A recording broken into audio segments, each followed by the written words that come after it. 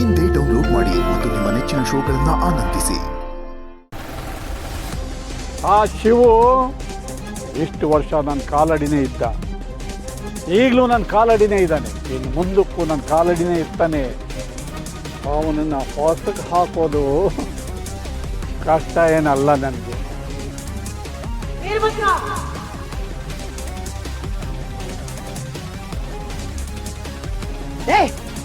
ಯಾರ ಬಗ್ಗೆ ಮಾತಾಡ್ತಿದ್ಯೋ ನೀನು? ಇನ್ನು ಒಂದೇ ಒಂದು ಮಾತು ನನ್ನ ಮಗನ ಬಗ್ಗೆ ಆಡಿದ್ರೆ ನೀನ್ ಎದೆ ಬಗ್ದು ರಕ್ತ ಕುಡಿಯೋ ಚಂಡಿ ಆಗ್ಬೇಕಾಗುತ್ತೆ ನಾನು.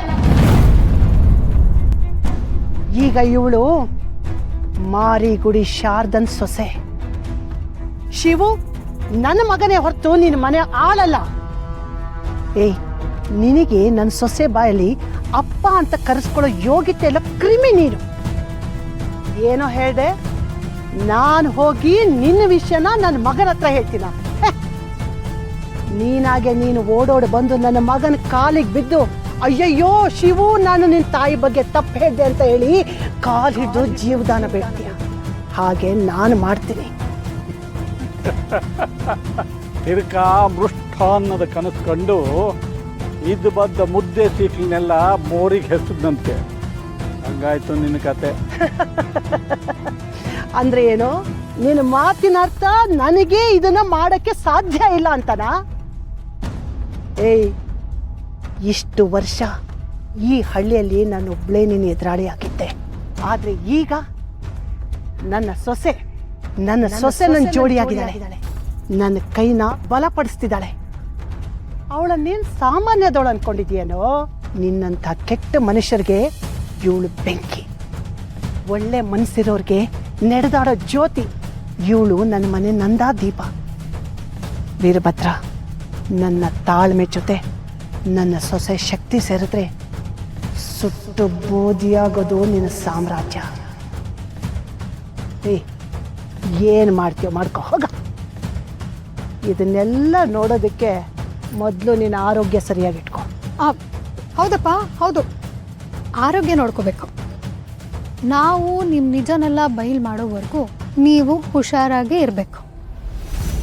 ಯಾವ ಊರ ಜನರು ನಿಮ್ಮನ್ನು ಕಲ್ಲಿನ ಪ್ರತಿಮೆ ಮಾಡಬೇಕು ಅಂತ ಆಸೆ ಪಟ್ಟಿದ್ದಾರೋ ಅದೇ ಊರ ಜನರ ಕೈಯಲ್ಲಿ ಕಲ್ಲು ಹಿಡ್ಕೊಂಡು ನಿಮ್ಮ ಹಿಂದೆ ಬರೋ ಹಾಗೆ ಮಾಡಲಿಲ್ಲ ನಾನು ಶಾರದಮ್ಮನ ಸೊಸೆನೇ ಅಲ್ಲ. ನಾನು ದೇವಿ ಪುತ್ರ ಶಿವು ತಾಯಿನೇ ಅಲ್ಲ.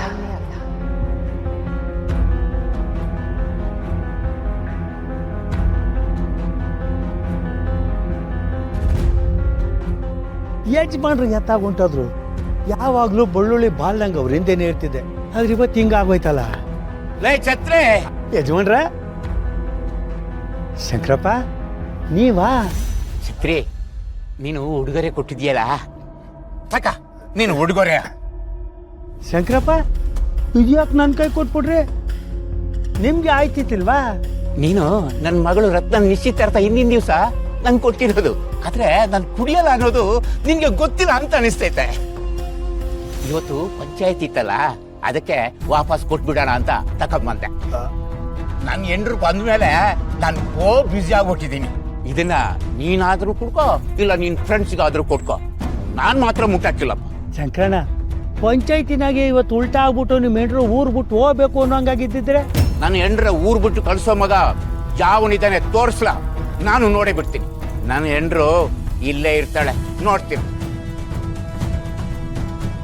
ಛತ್ರಿ, ಜಾಸ್ತಿ ನೊಂದ್ಕೊಂಡಂಗೈತೆ, ಇದನ್ನ ನೀನೇ ಕುಡ್ಕ. ಬರ್ತೀನಿ. ಶಿವನೇ, ಏನಪ್ಪ ಪಂಚಾಯತಿನಾಗೆ ಉಲ್ಟಾ ಆದಂಗೆ ಕಾಲನ್ನು ಉಲ್ಟಾ ಆಗೋಯ್ತಾಯ್ತ ಹೆಂಗೆ?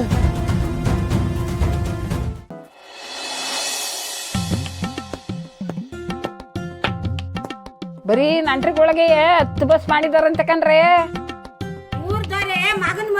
ಮಗಳ ಮದುವೆಗಿನ್ನ ಇನ್ನ ಜೋರಾಗಿ ಮಾಡ್ತಾರೆ. ಇಡೀ ಮದುವೆಗೆ 100 ಕೋಟಿ ಖರ್ಚು ಮಾಡ್ಯಾರಂತೆ ಕಣೆ.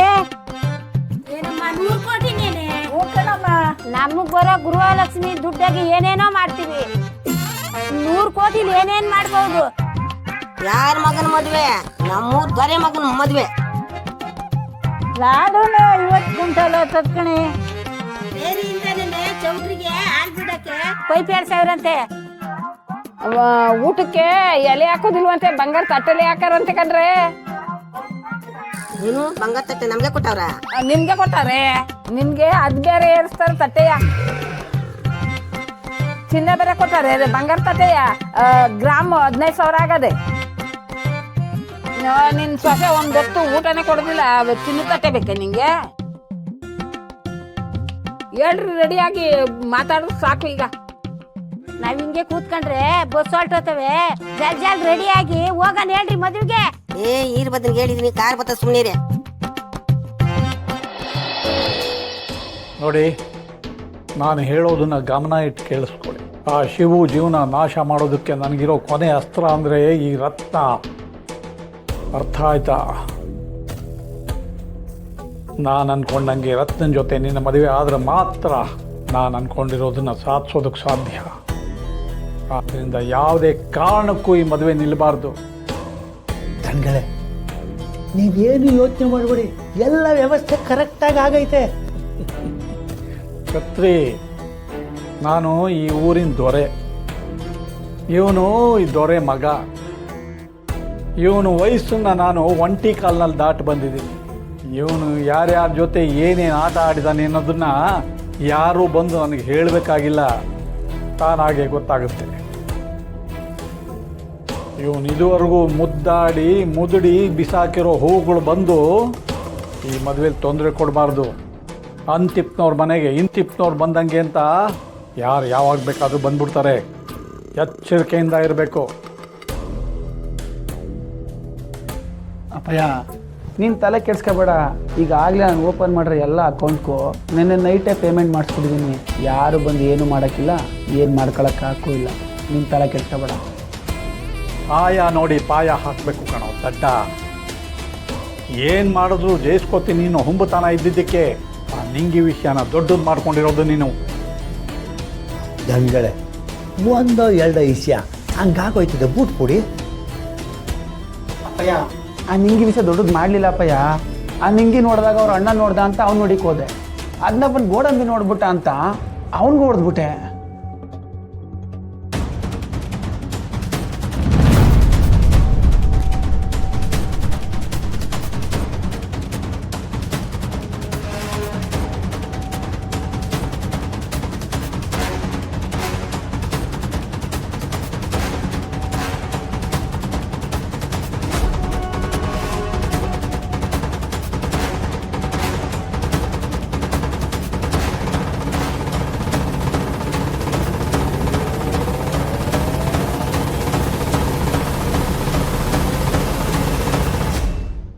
ನಮ್ಮ ಮನೆ ದೀಪ